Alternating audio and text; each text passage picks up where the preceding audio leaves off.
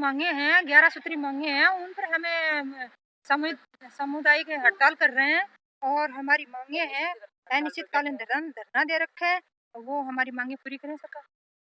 और हमने पहले भी ये सम्मेलन मतलब हड़ताल की थी अनिश्चितकालीन, और उस हड़ताल के दौरान हमारे कुछ मतलब समाधान निर्णय नहीं हुआ और उस कारण से हमें दोबारा हड़ताल करने की जरूरत पड़ी है। और इस मांगों के तहत हमारी पहली मांग है कि एनएम बहुत साल से 13-14 साल नौकरी करती है तो उसको एलएचयू में प्रमोशन किया जाए, वो भी नहीं हो रहा है। और हमारे पे ग्रेड लेवल है वो 10 में नहीं रखे गए, हमें 11 में रखा जाए, हमारा पे ग्रेड लेवल 3600 किया जाए।